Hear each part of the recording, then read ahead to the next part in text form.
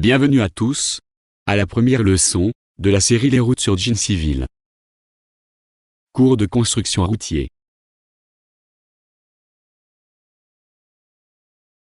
Terminologie routière.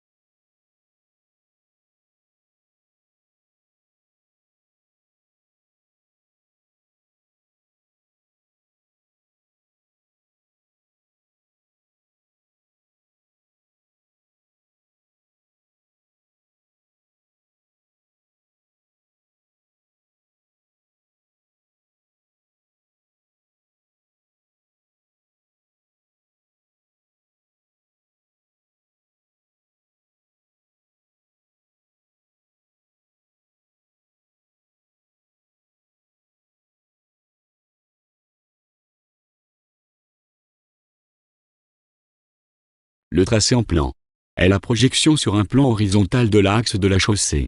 C'est une succession de droites, d'arcs de cercle et de courbes d'un. Le profil en long est le développement du cylindre vertical sur lequel est tracé l'axe de la route. Il est constitué de segments de droite raccordés par des arcs de cercle caractérisés par leurs rayons. Pour les segments de droite, on parle de pente ou de rampe suivant que la route descend ou monte dans le sens de la marche. Profil en travers. C'est la coupe transversale de la chaussée et de ses dépendances. Ouvrage d'assainissement. Les premiers dispositifs d'assainissement de la route ont eu pour objet d'éloigner l'eau de la chaussée, tant pour le confort des usagers que pour la pérennité des structures.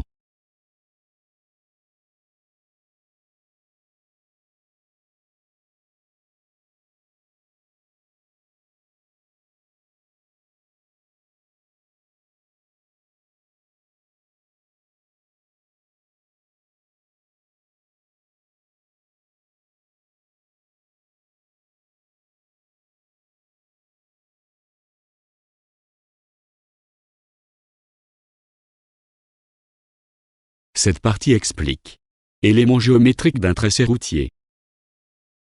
Commençons tout d'abord par l'axe en plan. Alors l'axe en plan, comme déjà mentionné, est constitué d'une succession d'éléments, 3 éléments principalement. Donc des alignements droits. Donc, un alignement droit est défini par 2 points ou bien par un point et une direction. De raccordements circulaires, donc sous forme d'arcs de cercle, qui ont un rayon défini et un développement qui peut être déduit en fonction du raccordement. Et puis de raccordement progressif, donc ce sont des spirales, ou bien ce qu'on appelle des glottoïdes, qui ont la particularité de changer de courbure de l'alignement droit vers une courbure fixe correspondant au rayon de l'arc de cercle auquel il faut faire le raccordement. Alors commençons par les raccordements circulaires. Alors ici, nous avons un exemple de raccordement circulaire simple qui permet de raccorder donc 2 alignements droits. Le premier alignement droit, il est ici. Le deuxième alignement droit, il est là. Et donc ce raccordement circulaire permet de raccorder ces 2 alignements via un arc de cercle qui a un rayon défini. Alors ce rayon doit respecter les normes définies par l'instruction technique de conception des routes, principalement de routes de race campagne. Ici, nous avons un exemple de raccordement circulaire double. Alors double, pourquoi double? Parce que ce raccordement, au lieu de raccorder deux alignements droits, en utilisant un seul arc de cercle, alors ce raccordement double, il permet de raccorder deux alignements droits. Donc le premier alignement droit, il est ici. Le deuxième alignement droit, il est là. Et le raccordement est effectué en utilisant deux arcs de cercle qui ont des rayons différents. Ici, le premier arc a un rayon est égal à R1. Et le deuxième arc, il a un rayon est égal à R2.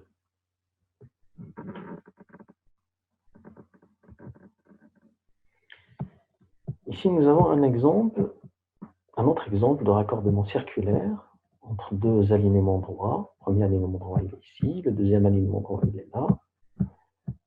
Et le raccordement est effectué moyennant deux arcs de cercle de rayons différents. Et ce raccordement circulaire, comme vous pouvez le remarquer, c'est un raccordement circulaire double, qui est double. Donc nous avons deux arcs de cercle. Et ces deux arcs de cercle ont des orientations qui sont opposées. C'est ce qu'on appelle un raccordement circulaire double inflexion. Donc le point d'inflexion, il est situé à ce niveau-là.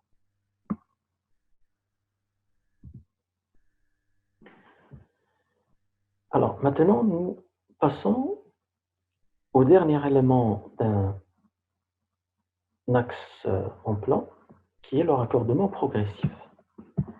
Alors dans le raccordement progressif, l'objectif étant de raccorder deux alignements droits. Donc nous avons un premier alignement droit, alignement 1, et le deuxième alignement droit, alignement 2.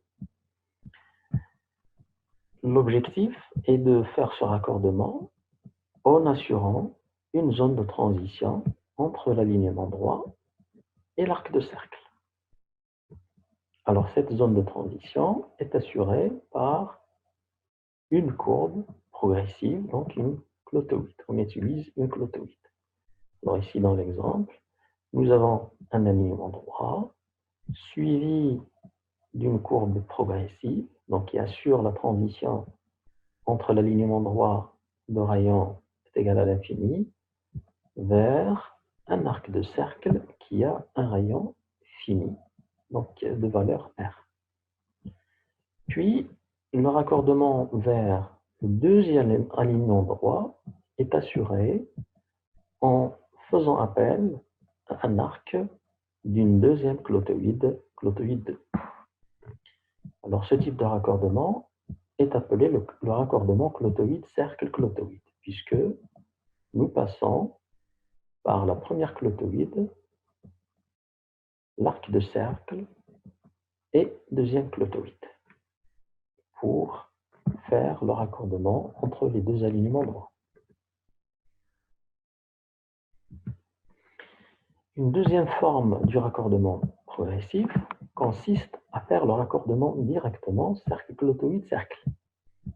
Comme cet exemple le montre, donc nous avons ici un arc de cercle de l'axe en plan de la route, et de l'autre côté, nous avons un autre arc de cercle de l'axe en plan de la route. Alors, le raccordement entre ces deux arcs de cercle est effectué en utilisant deux arcs de clotoïde. Donc ici, vous pouvez voir les arcs de clotoïde. Et donc, ce raccordement est appelé raccordement cercle-clotoïde-cercle. Et comme vous pouvez le remarquer, il a la forme de la lettre S. Bon, ici, S inversé, mais c'est un raccordement. C'est une courbe en S. Donc, nous avons ici la présence d'un point d'inflexion au niveau du point. Une autre forme du raccordement progressif, c'est le raccordement en courbe en forme C. Donc, courbe en C, donc, dans lequel nous raccordons l'arc, le premier arc de cercle, avec le deuxième arc de cercle, en utilisant des portions de clotoïdes et l'ensemble du raccordement donc ressemble à la forme de la lettre C. C'est pour cela qu'on appelle un raccordement courbe en C. Partagez avec nous. Soutenez la chaîne. Afin de continuer, nous nous retrouverons au prochain cours.